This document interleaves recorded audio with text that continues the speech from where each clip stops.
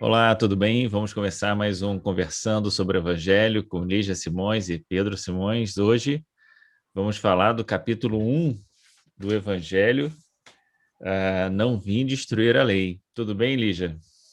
Tudo bem, graças a Deus. Podemos começar? Sim, Então, vamos lá. então, para quem não assistiu os outros, né, a introdução e o prefácio, tem um cardzinho aqui em cima que eu vou colocar para quem quiser poder acessar as nossas conversas anteriores. Muito bem, Não Vim Destruir a Lei, capítulo 1, né? Começa, eu acho que a ideia de Kardec colocar esse capítulo é exatamente para mostrar que o espiritismo ele faz parte de uma linha de revelações, né?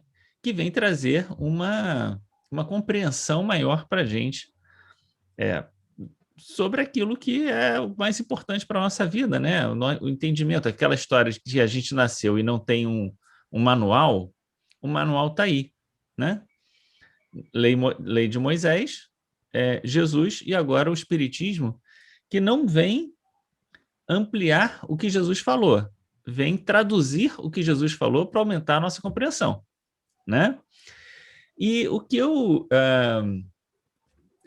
me chama atenção nessa linha é que mesmo Moisés, a gente ainda tem muita dificuldade de cumprir tudo aquilo que está lá nos Dez Mandamentos, né? É, a própria ideia de não prestar falso testemunho, né? né? Pegou no ponto. Pois é, não prestar falso testemunho, né? A própria ideia do adultério também é uma ideia que depois a gente vai comentar quando falar do Não Separeis o que Deus juntou, o capítulo lá sobre casamento, mas a própria ideia do adultério, que tem vários significados, também é algo difícil para a gente conseguir né, dar cabo hoje em Aham. dia. A ideia do honrar vosso pai e vossa mãe, que tem também uma parte específica do Evangelho falando sobre isso, e o quanto a família é uma questão difícil para todo mundo, né? Então, se a gente pegar a própria lei mosaica, já é um ponto difícil para a gente. Jesus vem dizer assim: olha, lembra o que foi dito, né? Que você não deve falar, não deve matar, mas eu digo para você, não é só matar que você não deve. Então, Jesus vem colocar a lei mosaica ainda num ponto mais acima. Você não deve nem pensar mal do seu próximo, né?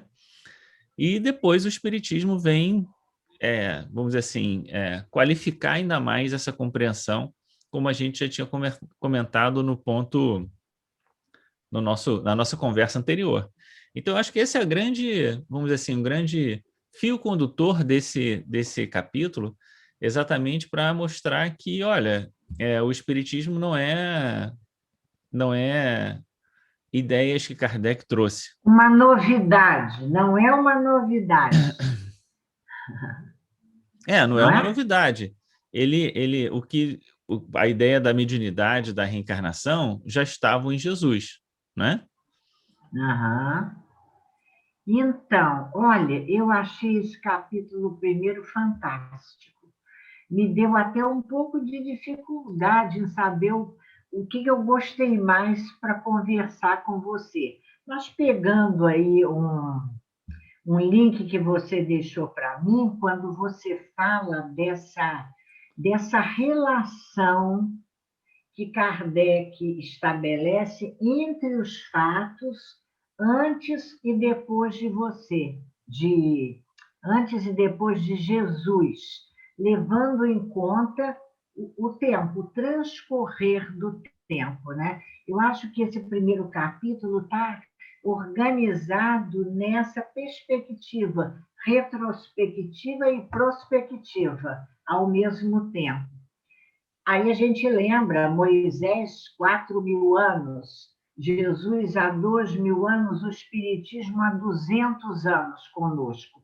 E me pareceu, Pedro, que o pano de fundo para esses três momentos é a lei do progresso. Está dito isso aqui no próprio texto, na organização de Kardec desse texto. A lei do progresso que se cumpre, ele diz, a própria natureza está submetida à lei do progresso e essa é uma condição da humanidade, não é? Então, isso chama a atenção da gente. Posso ir continuando assim essa minha ideia primeira? Pode, mas eu acho que a questão da lei do progresso tem muito a ver com essa ideia de que é chegado o tempo, né? Que termina o capítulo com a ideia da nova era, que assim, é chegado o tempo de marcar uma renovação espiritual na Terra, né?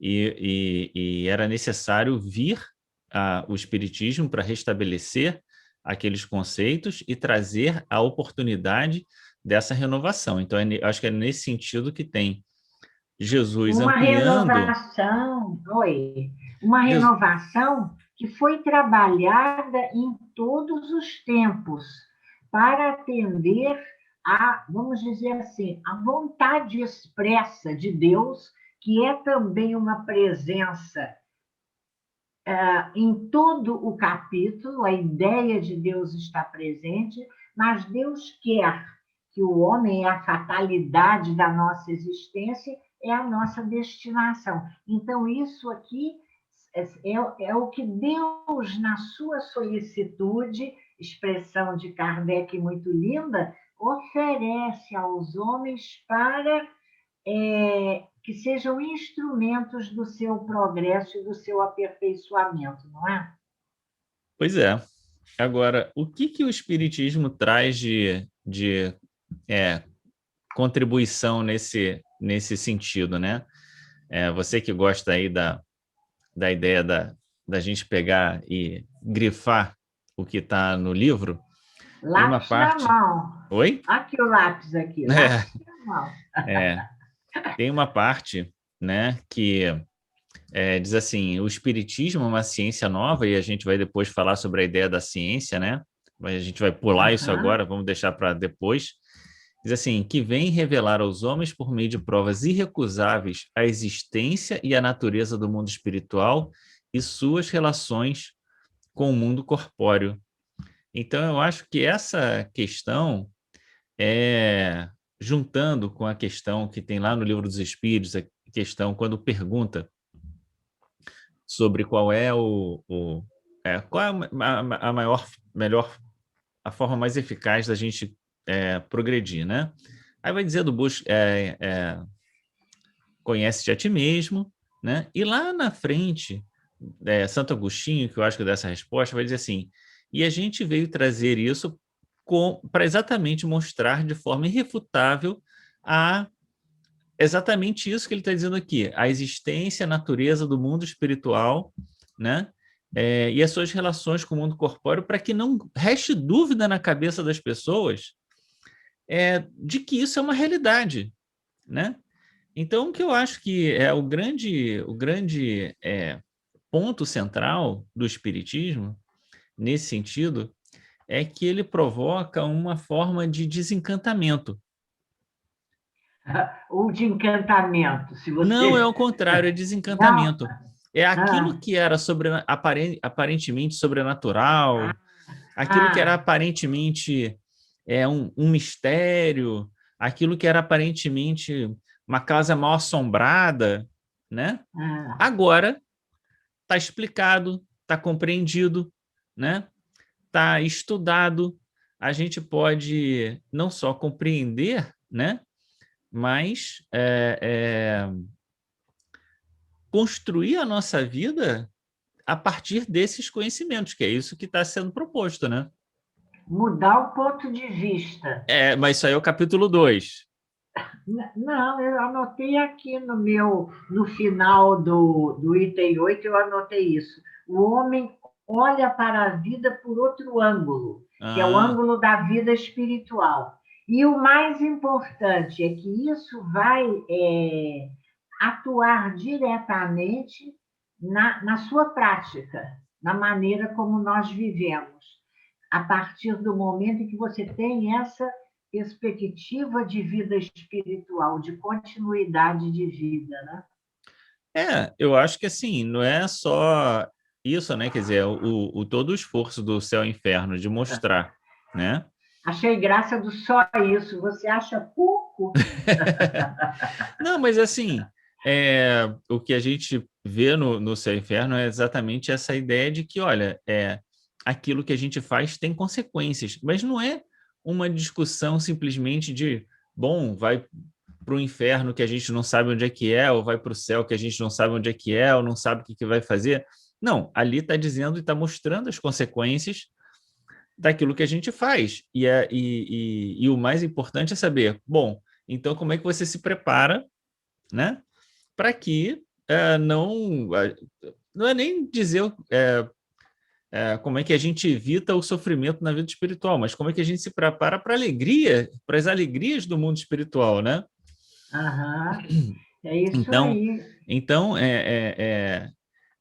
ter essa dimensão do que de fato acontece, né? Ainda que ali os relatos sejam muito curtos, né? Ainda que ali a gente tenha a gente poderia pensar que com outras mensagens a gente poderia ampliar muito mais a compreensão, que depois veio com André Luiz e outros espíritos, né, trazer uma visão diferente do mundo espiritual, mas de qualquer maneira ali já tinha uma indicação muito clara de que, olha, a depender do que você fizer agora, tem consequências, e as consequências não são brincadeira, né? São consequências muito sérias na vida espiritual e que podem nos arrastar por muitos. Eu gosto muito daquela questão do livro dos Espíritos, né? As torna mais longas eternidades, né? As eternidades. Então, é isso. Então, essa ideia de consolidar a ideia da existência a existência e a natureza do mundo espiritual e suas relações com o mundo corpóreo, eu acho que é como a gente tinha comentado antes, né? Mais do que propriamente a ideia do espiritismo como religião, é consolidar essas ideias, porque essas ideias são as ideias transformadoras do nosso comportamento, né? Agora, um aspecto interessante, né, Pedro? Tudo isso, concordo em gênero e número com você. Mas, ao longo também desse capítulo primeiro, a gente percebe a preocupação de Kardec em mostrando para nós, vamos chamar dessa progressão das ideias no tempo, né?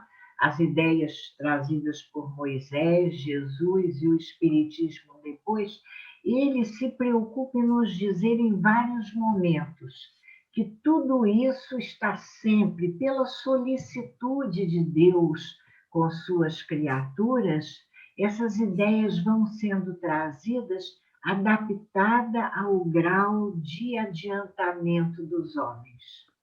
Então, eu não me lembro mais em qual desses companheiros estudiosos da doutrina que, comentando o capítulo primeiro, faz uma proposta que eu achei super interessante. Isso a gente pode fazer por fora até como um exercício. Ele diz que se nós, ele ou ela, não me lembro mais, se nós pegarmos os 10 mandamentos e colocarmos numa linha de tempo Moisés, Jesus e Kardec, nós vamos estabelecer relação dos mandamentos, não só com as leis morais, na ordem em que estão colocadas, mais ou menos na ordem em que estão colocadas no Livro dos Espíritos, passando por máximas ou parábolas de Jesus que comentam, olha que exercício legal, que comentam os mandamentos, mas isso, essa compreensão sempre adaptada ao grau de entendimento do homem. A própria percepção do mundo espiritual, nós vemos que à medida que nós vamos amadurecendo, a madureza, Kardec usa essa expressão, a madureza, alcançando a madureza, o desenvolvimento do senso moral e o trabalho também de desenvolvimento da inteligência, a gente vai compreendendo de uma maneira diferente, não é? Essas noções que são trazidas. Sobre essa questão, que eu achei bastante instigante, né? Mas no capítulo 5 de Mateus, né, que é no Sermão da Montanha, o Sermão da Montanha é todo pautado assim, né? Que é exatamente essas passagens que eu estava comentando, quando Jesus diz: é, sabeis que foi dito, não matareis, mas em verdade eu vos digo que aquele que aí é o capítulo 5 do Evangelho segundo o Espiritismo. Capítulo Aham, 5 não, agora esqueci, aquele que injuriar, né? Aí tem a sequência. É, ouviste o que foi dito, não, sei lá, aí ele vai falando, agora eu não estou me lembrando aqui, teria que dar uma procurada é. no capítulo 5 de Mateus, que é onde está Está lá, nas bem-aventuranças, nas né? bem-aventuranças. E ele vai exatamente fazendo essas pontuações. É, até em relação ao adultério, né, que você pode despedir a sua mulher, mas em verdade vos digo, aí ele vai pontuando ali as diversas, as diversas diferenças, né, vai colocando a sua moral dentro da moral de Moisés, mas num patamar um pouquinho, Já com uma ideia diferente. Eu não um sei se pouquinho você acima, né? concorda comigo, quer dizer, e achei muito legal essa minha conclusão, a me satisfez muito.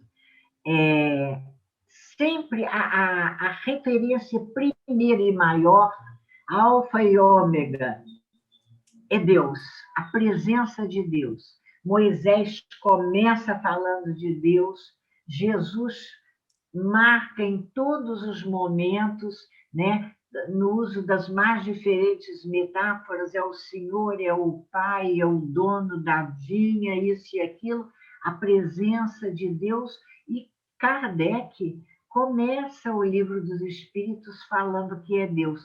E se a gente observa a ideia de Deus trazida por Moisés, Jesus e o Espiritismo, a gente se alegra percebendo quanto nós progredimos, já caminhamos, porque hoje já temos uma concepção, a ideia de Deus para nós, de uma maneira bastante diferente. Né? Se para o homem indisciplinado, estou aqui olhando o livro aqui na minha tela, o texto do Evangelho, Moisés fala, um homem turbulento e indisciplinado precisava de um Deus autoritário, né? Aquele Deus que castigava, que se zangava com a gente como se fosse a gente. Aham. É um Deus à imagem e semelhança do homem.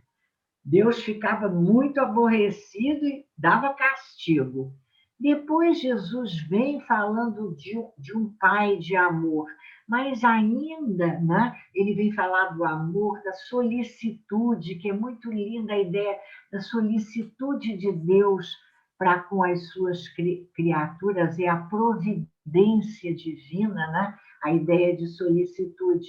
Mas ainda você vê, é um Deus a quem a gente pega na mão, pega na mão de Deus, e lá vamos nós segurando na mão de Deus. Claro que isso é uma maneira figurada de falar, mas é o sentimento nosso. Nós precisamos desse Deus que vai nos abraçar. Mas o que Kardec traz com o Espiritismo, né? 4.000 anos depois de Moisés, 2.000 anos depois de Jesus, é uma ideia diferente.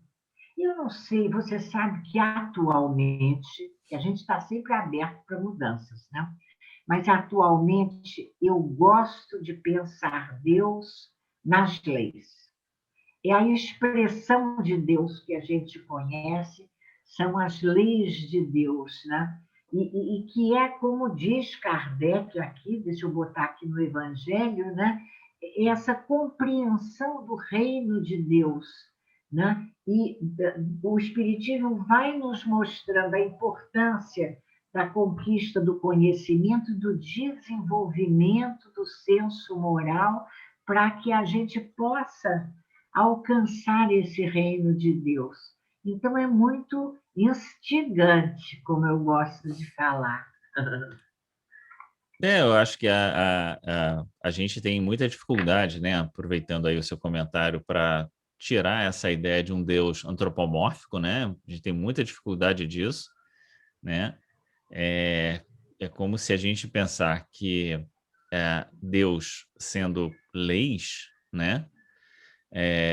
Você tira uma certa um elemento que para a gente é muito caro, que é esse elemento de humanidade, né?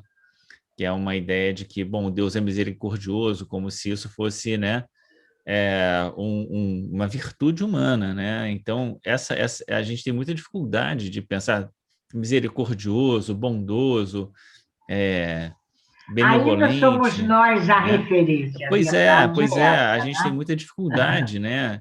E acho que isso acabou ficando expresso lá no próprio Livro dos Espíritos, com todo o diálogo ali de perguntas e respostas entre Kardec e os espíritos, né? Mas eu acho que é isso, eu acho que a própria ideia de Deus, que a gente vem modificando, né? O Espiritismo traz essa nova leitura de Deus, ela só vai encontrar, de fato, consonância dentro da gente a partir do nosso amadurecimento, que é o que você está dizendo aí, o amadurecimento do senso moral, né? Ô Mas Pedro, eu, e isso tem. Pode falar, termina não, você. não vai, porque eu vou mudar de Não, assunto. eu ia dizer para você, para a gente fechar essa ideia da lei do progresso presente, aí eu perguntaria assim: bom, fizemos essas reflexões muito lindas, muito filosóficas, mas, na prática, isso vale para nós em que sentido? De nós colocarmos na prática, porque não adianta a gente dizer, olha, a lei do progresso está presente, olha como a solicitude de Deus dosou o conhecimento na medida da nossa madureza. Sabe o que para mim vem de lição para hoje, para agora? Olha, no momento em que nós estamos agora, um recorte desse momento atual. O que é que nós vemos? E eu vou usar palavras de Kardec no item 8 do capítulo 1. Continuamos encarando cada uma das coisas de um ponto de vista exclusivo. Kardec fala isso quando ele comenta ciência e religião se debatendo. Mas a gente pega a expressão de Kardec e vê que ainda hoje nós continuamos encarando cada uma das coisas de um ponto de vista exclusivo. Como nós temos dificuldade em perceber o olhar do outro como alguém diferente de nós. Diferente em que sentido? De um momento evolutivo, sem juízo de valor de melhor ou pior, com um olhar, com uma percepção diferente, às vezes, dos ensinamentos que são trazidos pela própria doutrina. Então, nós somos desafiados. Quando a gente fala dessa misericórdia de Deus que vai, como é que Kardec diz, adaptando as revelações ao grau de adiantamento dos espíritos, isso nos desafia um exercício de tolerância que a convivência vai nos proporcionar, não é? Evitando aquelas dissensões, as divisões, tudo isso tão presente, e dizendo, olha, eu não vejo exatamente assim, mas esse é o olhar do outro. E se Deus, em sua misericórdia infinita, respeita o nosso momento, o nosso caminhar, por que é que nós somos tão cobradores do outro, do olhar do outro, querendo que ele olhe a vida da maneira como nós olhamos? A gente falou do Deus paternal, de um Deus maternal, porque Deus é maternal em seus cuidados. Mas há momentos em que nós precisamos desse Deus maternal. Kardec, logo de início, já Moisés Pedro, nos falava, não fareis imagem esculpida nem figura alguma do que está em cima do céu. Não fareis imagens esculpidas, mas se em algum momento a gente ainda precisa ter ali na parede o rosto de Jesus, ninguém sabe se era exatamente esse. Esse nos foi ensinado. E a hora de aflição, a gente olha e fala ainda com a imagem.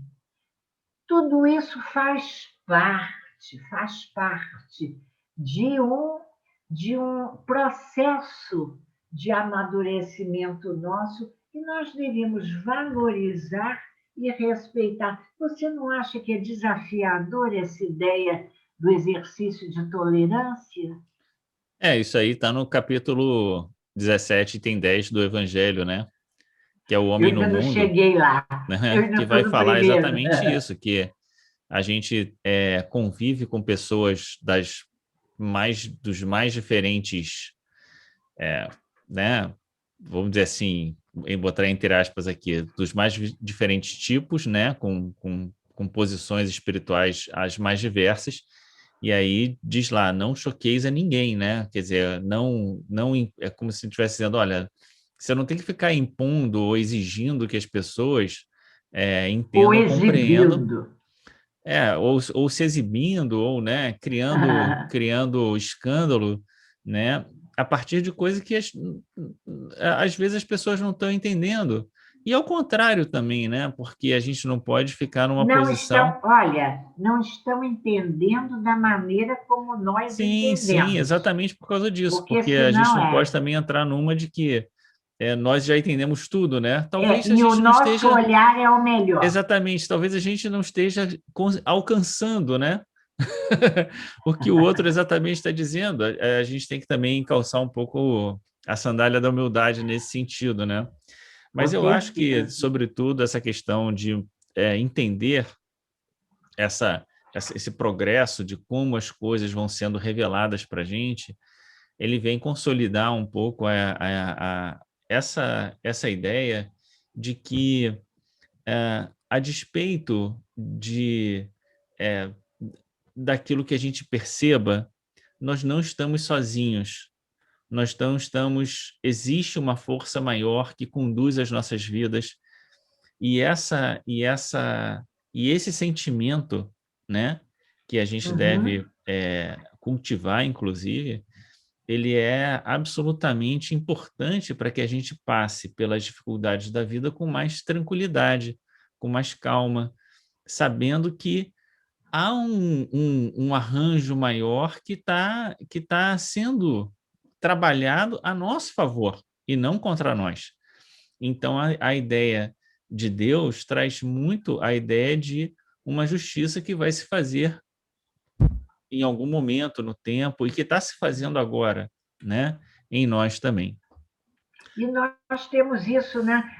Nós trabalhamos em nós essa ideia de acordo com os nossos momentos, né? E os nossos Sim, momentos sim. espelham as nossas necessidades. Então, sem falar de mim, mas me mostrando um pouco, a ideia de Deus como uma força ordenadora de ordem, me agrada bastante nesse momento.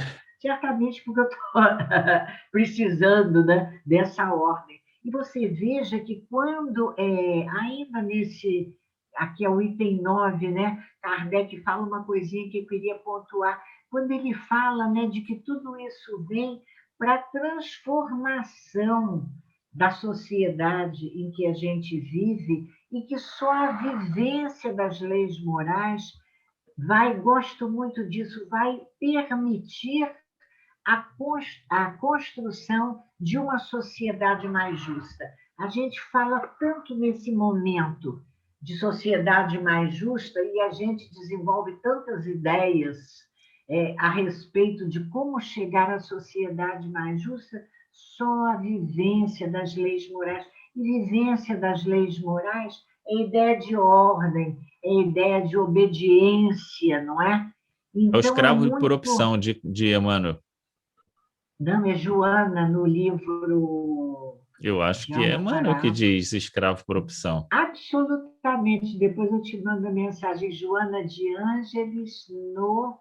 Acho que não é De Alma para Alma, não é Joana, não. Depois eu digo para você qual é. Ou na próxima semana a gente diz qual é. Isso. Agora, um outro ponto também, Pedro. Ó, Ah, guarda aí a sociedade.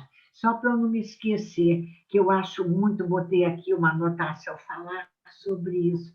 É tão legal aquela partezinha do item 10 que diz assim: somos pequenos, a cada um a sua missão, a cada um o seu trabalho. Não constrói a formiga o edifício de sua república e imperceptíveis animálculos não elevam continentes? Gente, isso é muito legal. A cada um a sua missão, a cada um o seu trabalho. Quer dizer, por diferentes caminhos, é. lá vamos nós, Fiel no todos pouco, né? guiados pela lei do progresso, né? Uhum. Muito importante. É fiel no pouco, foste fiel no pouco, te darei muito mais. Agora, Foi nosso estudo de ontem, a gente não pode Mordomo deixar. Bom, infiel. a gente não escutou o seu estudo de ontem, então a gente fica aqui na expectativa. Mas a gente não pode terminar esse capítulo sem uma palavra, embora a gente já esteja passando um pouquinho do tempo, sobre a E ideia nem percebi. da aliança entre ciência e religião, né? Porque esse é um ponto muito que está muito em voga, muito discutido hoje em dia, e a gente tinha comentado no prefácio, quando Kardec fala, né, bota lá na epígrafe a ideia da fé que se contrapõe, que não se contrapõe, na verdade, à razão, e aqui ele vai falar sobre ciência e religião. E aí eu queria chamar a atenção para a maneira como Kardec qualifica a ciência e a religião. Qualifica no sentido de dizer o que ele está querendo falar com isso, né? Ele Uhum. chama de ciência simplesmente a revelação das leis do mundo material e a religião simplesmente a revelação das leis do mundo moral. É isso. Então ele não está falando da ciência do, do pensamento do Freud, do pensamento do Jung, do Lacan, ou de a teoria A, B ou C. Ele está falando de a ideia de que existem, né, existem forças organizadoras do mundo material que a gente pode conhecer através de inúmeros instrumentos, que a ciência é um instrumento para isso, né? E a religião também não está falando do cristianismo, não está falando de nada. Está falando de nenhuma religião em particular nesse sentido, né? Está falando na ideia Uhum. de que existem, assim como existem forças e determinações para o mundo material, também para o mundo moral. E como esses princípios organizadores são provenientes de Deus, não existe contradição entre eles. Na verdade, a gente poderia até pensar que essa divisão é puramente didática, né?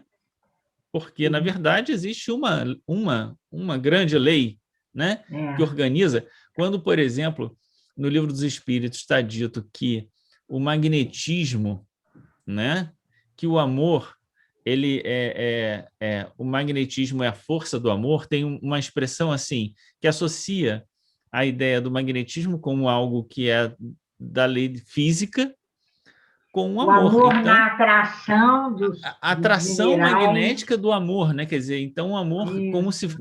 unisse as pessoas como o imã une. Então, Aham. se a gente entende dessa maneira, torna mais claro essa afirmação da união entre ciência e religião. Mas se a gente quiser pegar as religiões particulares e as teorias particulares que provêm da ciência, que em grande parte ainda é muito materialista, aí não tem conversa. Não tem, aí não dá certo, né? Aí não dá certo.